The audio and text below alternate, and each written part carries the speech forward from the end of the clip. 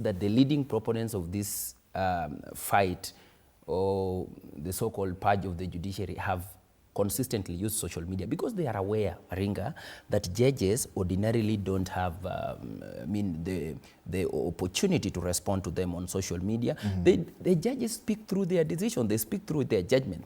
But I think there is something more important about this era, or this era of the judiciary that we have. Yes. We have seen in the recent past, I think this is the first judiciary post-2010 where we have seen judges going on live TV shows, judges going on live radio shows and telling Kenyans what the judiciary is doing.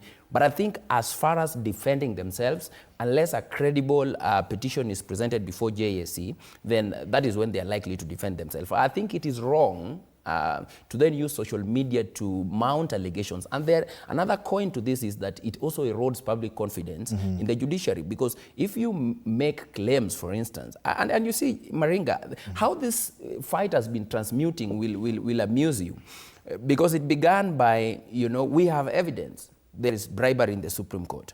We said, now, take that evidence to the JSC. Then, we have evidence JSC does not work. I mean, JSC protects judges. Now, when we waited for the petitions, and it was, we were promised thunder and hailstone, what came out was just the Supreme Court, you made this decision, you ought not to have interpreted the law this way, you ought not to have interpreted the law this way.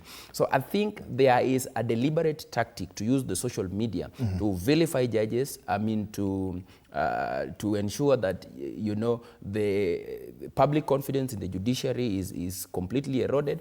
And I think I slightly disagree with my senior colleague when he says that the High Court ought not to have stayed the process of the JSC considering the complaints before it.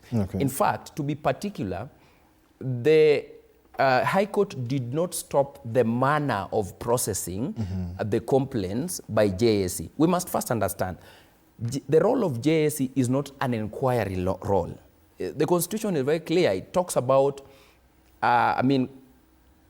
considering the petition to see if it discloses a ground for removal. That is not an intense inquiry, because the role of an intense inquiry is with the tribunal.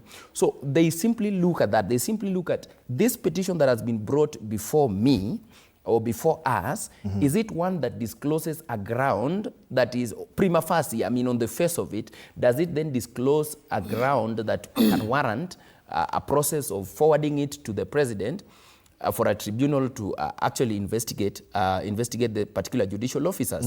If it finds that it does not disclose, it dismisses the petition. If it finds that it discloses, then it transmits it for a tribunal. But I understand where the JSC is also coming from, because the High Court has told us, we remember Justice Wasilwa went to the High Court, and one question that Justice Wasilwa wanted determined is whether the judiciary has capacity or mandate to even touch a complaint that is based on the merit of a decision.